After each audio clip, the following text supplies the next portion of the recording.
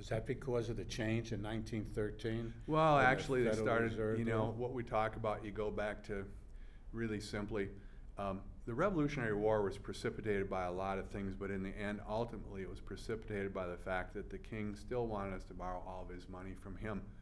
And the founders, or some people at that time, realized that they would never be free, regardless of how many concessions he had given them, if they still had to borrow all their money from him.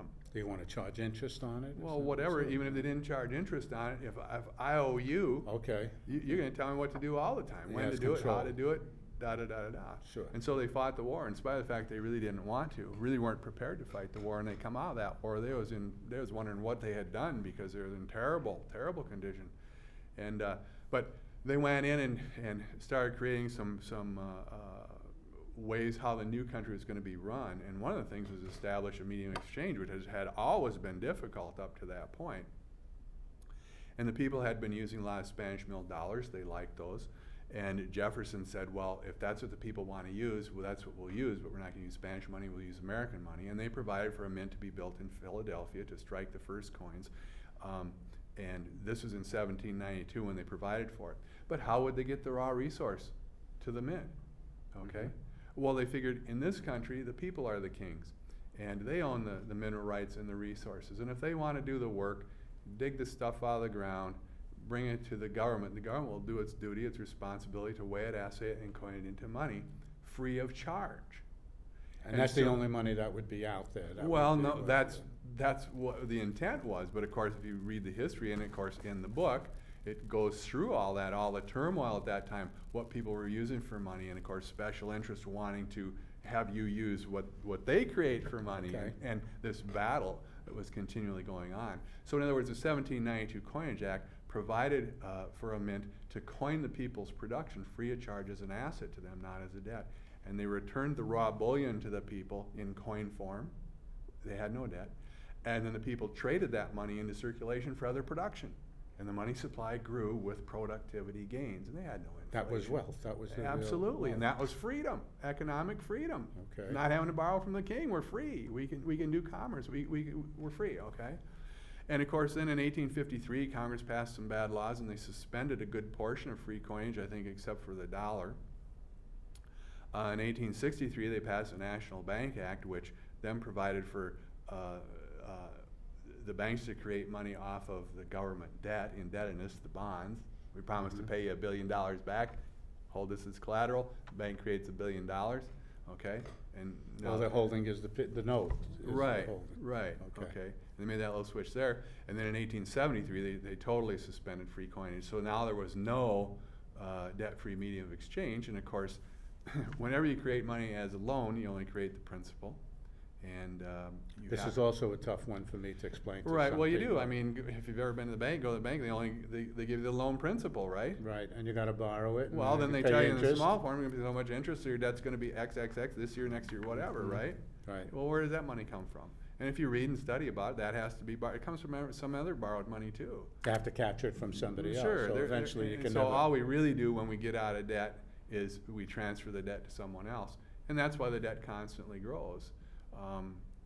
Okay, so in our plan, let me just fill the viewers in.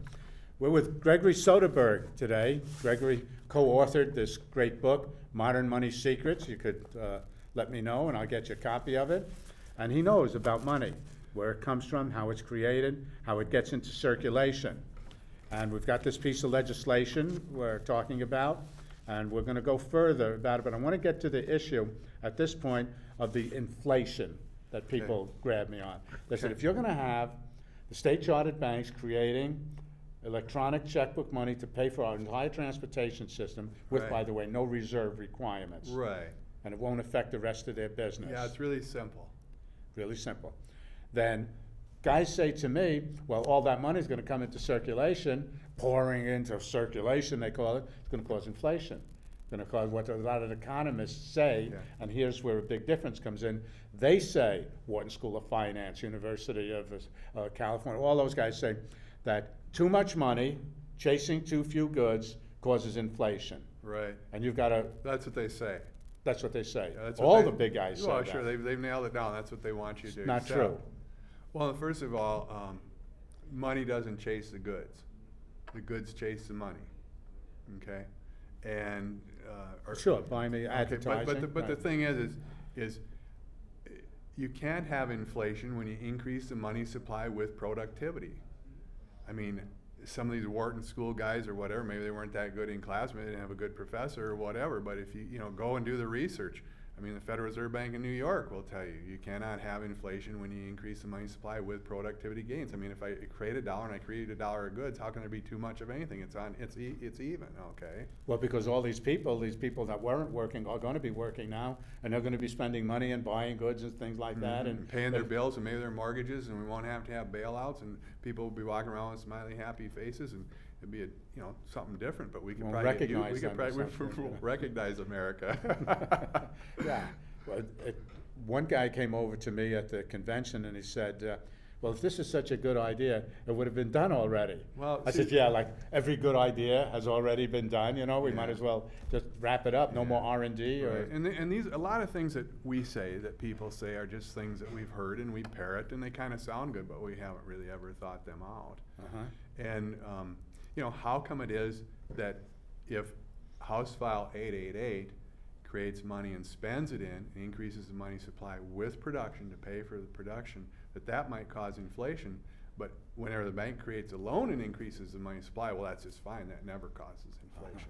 How come when it's a debt, it's just fine, but when it's not a debt, Because we they just- never really thought well, about they it haven't till really you thought and about it. Byron again, brought this it comes forward. back to they need to think about freedom. Uh-huh. And I've talked to accountants. I talked to an accountant in Rochester, Minnesota one time. When I talked to him about this, he says, absolutely we could do this. It just depends how we want to think about it. And that's all it is. Do you want to be free? Do you want to have some more control over your life? Do you want to return to representative government? Do you want smaller government? Do you want more purchasing power in your paycheck? Do you want greater savings? Do you want to be able to work and take care of yourself? You know what I tell them, and we're going to do 2 segments, and you'll be able to watch the show this week, and then in another week or 2, we're going to talk about different aspects of this money situation. But I'm running for governor, and I told the people at the different speeches that I give that this issue of the money is going to run me into the governor's office. I'm going to win the race on this particular issue. I've got the other issues too, the babies, the guns, and the bombs, and judicial reform and things like that. But when I go around and talk to people, what they're concerned about, what they want to know about, Greg, is money. I don't have Right. enough money. There's no liquidity. Isn't that interesting? They don't have enough money, but there's people out there who think there's going to be too much money. I almost have to laugh when I hear that. Uh-huh. Because, think about it. Do you recall being anywhere where someone had a problem with too much money? Or where you were buying something, you were spending money to the retailer, you said, whoa, That's enough. take it easy, Leslie, you're spending too much on me. Okay. Come on, Sure. get real. When we have a situation in Minnesota, a huge financial fiscal problem, does anybody think we got too much money? What we got is too much debt. Too much We debt. don't have any money. All of our money that we use, our medium of exchange, is a debt. And to create more of it means you got more of it. More debt. More debt. Sure, that's what hurts. When you increase it as debt, yeah, and you can see it out there. Just look around. Start with Arnold over there in California. Uh-huh. He got a problem. Our America, we have a problem. Minnesota has a problem. I think 46 states, practically all of them, have a problem. There's too much money out there. Uh-huh. That's why we had the subprime mortgage crisis, because people just had too much money and they refused to pay those mortgages. They would rather go bankrupt than to spend that extra money that they have. And if we're afraid of having too much money, why are we worried about increasing our savings accounts? You have money in savings, isn't that extra surplus? Yeah. That would be too much money, Leslie.